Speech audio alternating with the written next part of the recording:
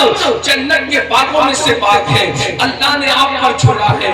اب آپ بتاؤ، آپ اپنی قبر کو جہنم کے گڑھوں میں سے گڑھا بنانا چاہتے ہو یا آپ اپنی قبر کو جنت کے باغوں میں سے باغ بنانا چاہتے ہو؟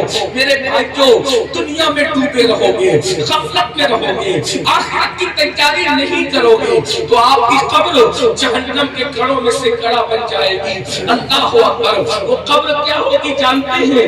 اللہ، اس میں جہنم کی آگ ہوگی، اس میں بچھو ہوں گے، اس میں سانپ ہوں گے، اس میں اندھیرا ہی اندھیرا ہوگا، اس میں تاریکی ہی تاریکی ہوگی۔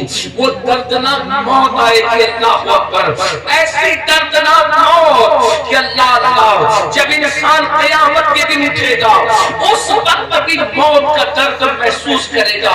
اگر آخرت کی تیاری نہیں کی تو موت ایسی ہوگی، اور اگر آخرت کی تیاری کر لی ہے تو انشاءاللہ قبر جنت کے باغوں میں سے باغ بن جائے گی۔ اور وہ قبر کیا ہوگی؟ اتنی کشادہ قبر کر دی جائے گی، جہاں تک مومن کی نگاہ جاتی ہے وہاں تک اس کی قبر کشادہ کر دی جاتی ہے۔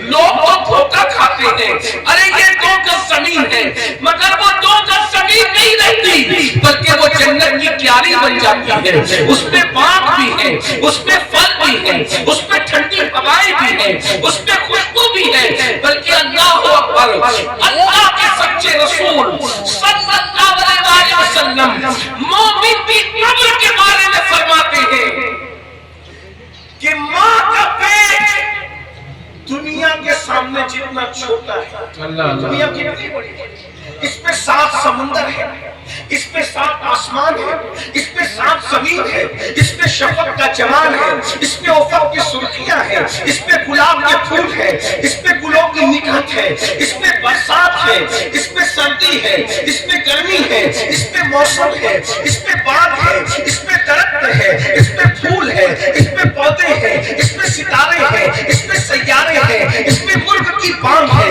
اس میں چڑیوں کی چہک ہے، اس میں رات کی تاریکی ہے، اس میں صبح کا اجالا ہے، اس میں نسیم سحر ہے، یہ ساری اس کائنات کے اندر ہے۔ آقا ارشاد فرماتے ہیں سچے سچے رسول کہ اتنی بڑی دنیا کے سامنے ماں کا پیٹ جتنا چھوٹا ہے، مومن کی قبر اللہ اتنی بڑی کر دیتا ہے کہ اس قبر کے سامنے دنیا اتنی چھوٹی نظر آتی ہے جتنا دنیا کے سامنے ماں کا پیٹ چھوٹا نظر آتا ہے۔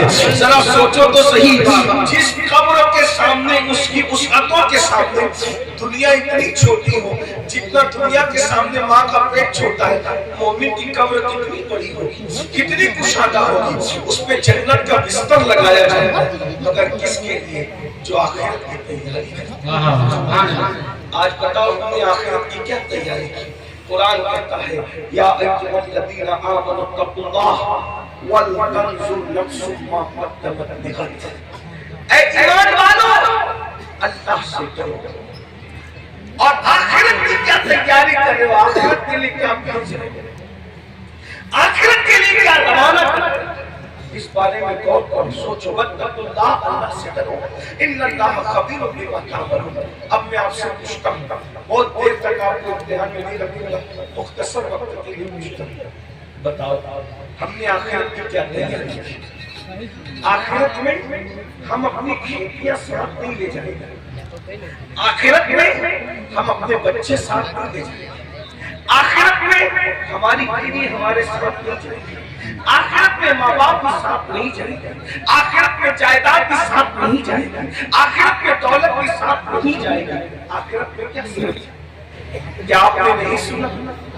آدھی سے زیادہ جس سکندر نے دنیا کو فتح کیا، جب وہ سکندر 32 سال 8 مہینے کی عمر میں اس کا انتقال ہوا، جسے دنیا سکندر اعظم کہتی ہے، اس کی عمر صرف 32 سال 8 مہینے تھی۔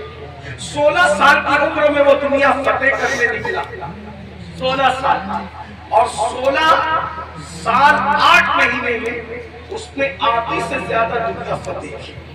آپ غور کیجئے کتنا ذہین ہوگا وہ شخص، اس کا باپ بھی ایمان کے اتحاد کا حکمراں تھا۔ سکندر نے پلان بنایا کہ میرا باپ اتحاد کا حکمراں، ایمان کے اتحاد کا حکمراں ہے، میں پوری دنیا فتح کروں گا۔ 16 سال کی عمر میں اس نے یہ دنیا فتح کرنے نکلا، اور اس دور میں جب دنیا اتنی ترقی پر نہیں تھی، کتنا محنتی رہا ہوگا وہ، کتنا ہوشیار رہا ہوگا وہ، کتنا دانا رہا ہوگا وہ، کہ اس نے صرف 16 سال 8 مہینے کے اندر آدھی سے زیادہ دنیا فتح کی، اور مقام بابل عراق کے اندر اس کو ٹائیفائڈ کی بیماری ہوئی، اور ٹائیفائڈ کی بیماری میں اس کا انتقال ہوا۔ تو جب وہ دنیا سے جانے لگا تو رو رہا تھا، روتے ہوئے کہہ رہا تھا میں نے 16 سال محنت کر کے آدھی سے زیادہ دنیا فتح کر لی ہے، لیکن اب میرا انتقال ہو جائے گا، میں مر جاؤں گا۔ تو دوستوں نے کہا ٹائیفائڈ کی بیماری کوئی بڑی بیماری نہیں ہے، اس میں کوئی مرنا ضروری نہیں ہے۔ دوست نے کہا کہ میں جو محسوس کر رہا ہوں کہ میں مر جاؤں گا تو مر جاؤں گا، لیکن میں تمہیں وصیت کرتا ہوں جب میں دنیا سے جاؤں گا تو اس وقت جنازے کے باہر میرے ہاتھ کر دینا، کفن کے باہر میرے ہاتھ کر دینا۔ لوگوں نے پوچھا تھا کیوں؟ کہا سکندر نے تاکہ دنیا کو پتا چل جائے جس نے اتنی محنت کر کے رات و دن محنت کر کے نہ کھانا دیکھا، نہ پینا دیکھا، نہ سونا دیکھا، نہ سردی دیکھی، نہ گرمی دیکھی، پوری دنیا کو فتح کرنے کا خواب دیکھنے والا سکندر اعظم جب آدھی سے زیادہ دنیا فتح کر کے دنیا سے جا رہا ہے تو جنازے میں خالی ہاتھ جا رہا ہے، تاکہ دنیا کو پتا چل جائے انسان کچھ بھی فتح کر لے مگر وہ دنیا سے کچھ نہیں لے جا سکتا۔ قرآن کہتا ہے لا تنس نصیبک من الدنیا، دنیا سے اپنے نصیب کا مت کھولو، اللہ اللہ، سوائے کفن کے کچھ نہیں لے جاؤ گے۔ ہم نے کیا کیا؟